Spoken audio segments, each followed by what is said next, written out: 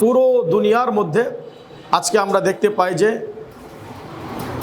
সমাজের প্রত্যেকটা রন্ধে রন্ধে স্তরে স্তরে আজকে মানবতা বিরোধী কাজ হচ্ছে, মানুষের অধিকার লঙ্ঘন করা হচ্ছে, মানবাধিকারের সংজ্ঞাকে উল্টিয়ে দিয়ে মানুষ তার বিপরীত কাজ করে এই সভ্য পৃথিবীর মাঝে বেঁচে থাকার জন্য অসভ্যমূলক কাজ তারা করে যাচ্ছে।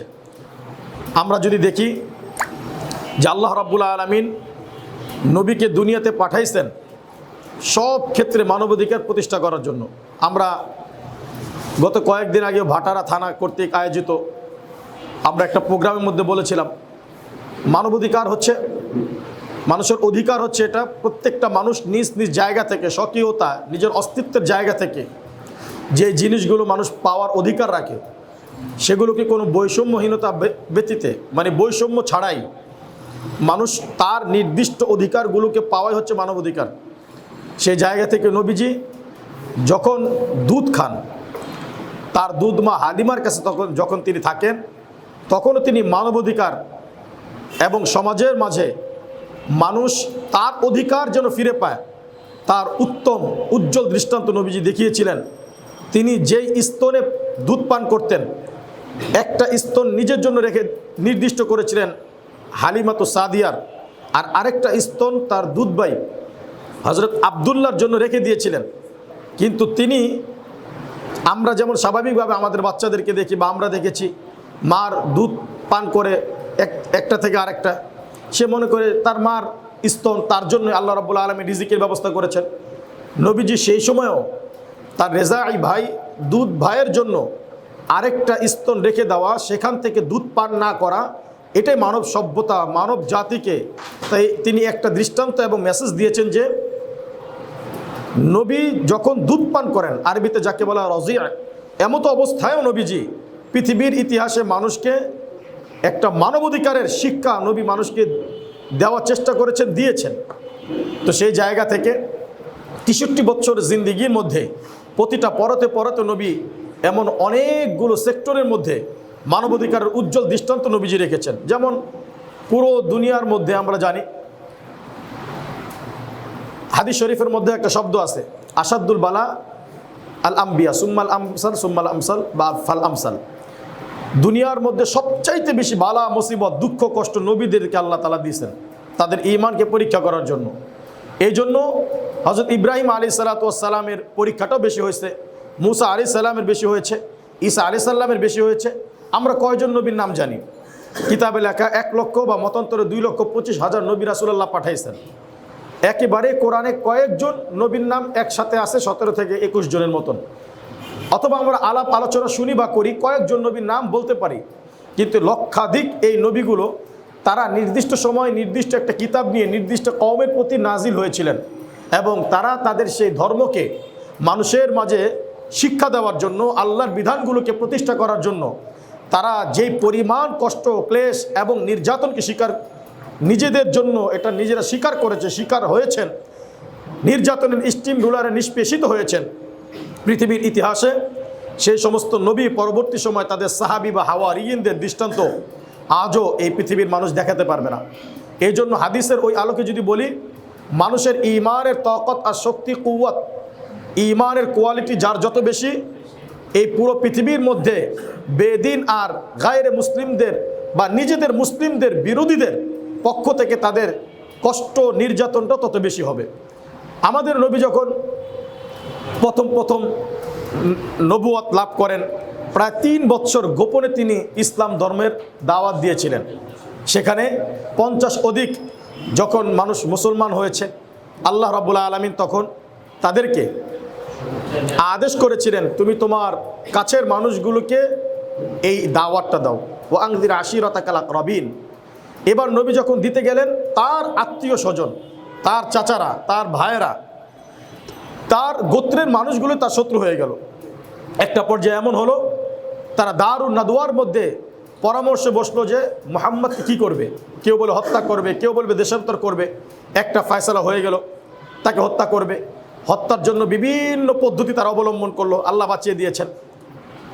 তো নবী যখন নির্যাতন নিজে সহ্য করলেন, এরপরে যখন তিনি দেখলেন যে সাহাবাই কেরামকে এই পরিমাণ নির্যাতন করা হচ্ছে, তাদের আর টিকে থাকার কোনো সম্ভাবনা নেই, তখন তিনি তাদেরকে আবিসিনিয়ায় বিভিন্ন জায়গায় হিজরত করার নির্দেশ দিলেন। এই পুরো সাহাবাই কেরাম এবং নবী দিন প্রচার করতে গিয়ে একটা সময় তারা মাজলুম ছিলেন। মাজলুম হওয়ার পরে আল্লাহ রাব্বুল আলামিন তাদেরকে ইসলামের বিজয় দান করেছিলেন ঈমানের এই বলে বলিয়ান হওয়ার কারণে।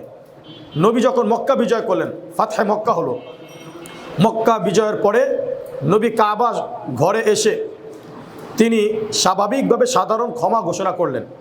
পৃথিবীর ইতিহাসে সমষ্টিগতভাবে কোনো রাজা বা কোনো বাদশা বা কোনো একজন মাজলুম নির্যাতিত ব্যক্তি জালেমদেরকে, তাদের অত্যাচারীদেরকে এক মজলিসের মধ্যে এবং চরম পর্যায়ের জালেমদেরকে সাধারণ ক্ষমা ঘোষণা করে দিবেন, এটা পৃথিবীর ইতিহাসে অনন্য এক নজির দৃষ্টান্ত আমাদের নবী তিনি এটা স্থাপন করেছেন। পৃথিবীর অন্য কোনো ব্যক্তি এই দৃষ্টান্ত স্থাপন করতে পারেন নাই।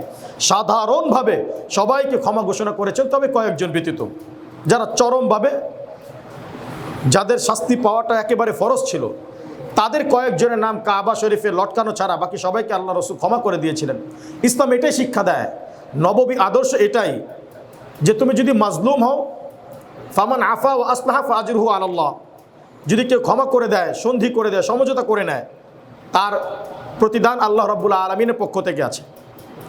নবীজি পুরো দুনিয়ার মধ্যে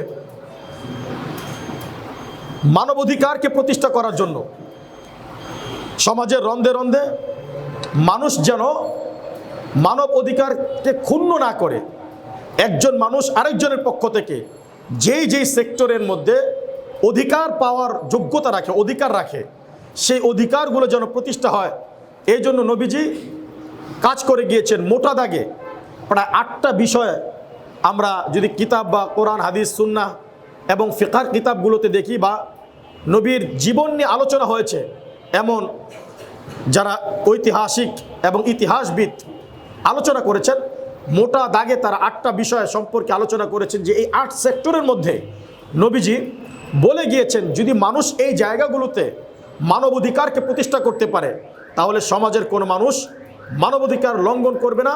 প্রত্যেকটা মানুষ নিজ নিজ জায়গা থেকে অধিকার পাওয়ার যোগ্যতা অর্জন করবে এবং সমাজটা একটা সুন্দর এবং সুশৃঙ্খল নববী আদর্শে আলোকিত আদর্শিত একটা সমাজ দুনিয়ার মানুষ একজন আরেকজনকে উপহার দিতে পারবে।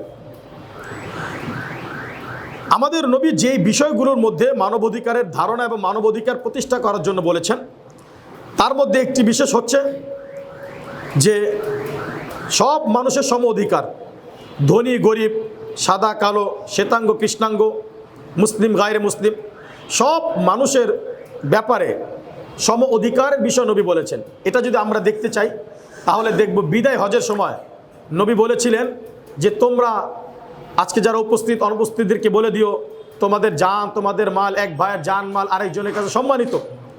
এই জন্য নবী পৃথিবীর ইতিহাসে বলে গিয়েছেন সমস্ত মানব যেহেতু আদব সন্তান, মানবতা এবং মানবাধিকার প্রতিষ্ঠা হবে যখন সমস্ত মানুষগুলোকে এক পাল্লায় এক ওজনে মাপা হবে। দ্বিতীয় নাম্বার বলেছেন নবী বেঁচে থাকার একটা অধিকার, সেখানেও আমাদের অধিকার প্রতিষ্ঠা করতে হবে। এরপরে জীবন উপকরণ ও সম্পদের অধিকার, অন্যায়ভাবে মানুষের জীবনকে নাশ না করা এবং তাদের সম্পদকে গ্রাস না করা। জ্ঞানের সুরক্ষা ও শিক্ষার অধিকার, ইসলামের সুশিক্ষা অর্জন করা, সে সুশিক্ষা মানুষের মাঝে বিস্তৃত করে দেওয়া, এতে মানুষ মানবাধিকারের সুধারণা পাবে।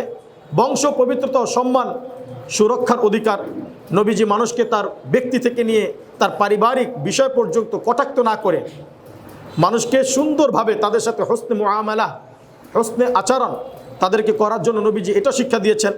ধর্ম কর্মে সম অধিকার, মানুষ নিজ নিজ ধর্ম, আমি মুসলিম আমার ধর্ম আমি নিজে করব, গায়রে মুসলিম যারা তারা তাদের ধর্ম করবে। কোনো ধর্মের ব্যাপারে একজন আরেকজনকে যেন অজ্ঞাতবশত তাদেরকে বকা না দেয়। আল্লাহ রাব্বুল আলামিন বলেন ওয়ালা তাসুবুল্লাযীনা ইয়াদউনা মিন দুনিল্লাহি ফায়াসুবুল্লাহ আদওয়ান বিগয়রি ইলম, তোমরা যদি অজ্ঞাতবশত তুমি যদি অন্য কাউকে বকা দাও তারাও তোমার ধর্ম নিয়ে বকা দেবে। এই জন্য ধর্মাবলম্বী যারা আছেন নিজ নিজ ধর্ম পালন করবে, এটাই ইসলামের শিক্ষা। তবে কখনো যদি কোনো ধর্মাবলম্বী অন্য ধর্মের প্রতি জুলুমটা বেশি করে ফেলে, তাদের ধর্মকে আঘাত করে, অবশ্যই এটা জবাব দিতে হবে। আল্লাহ তাআলা আমাদেরকে সিরাতে নববীর আলোকে প্রচলিত যেই অধিকারসমূহ বা মানবাধিকারের ধারণা আমরা লালন করি, এগুলো থেকে দূরে সরে গিয়ে সুন্নতে নববীর পুরো আদর্শে আমাদেরকে আদর্শবান হওয়ার তৌফিক দান করুক।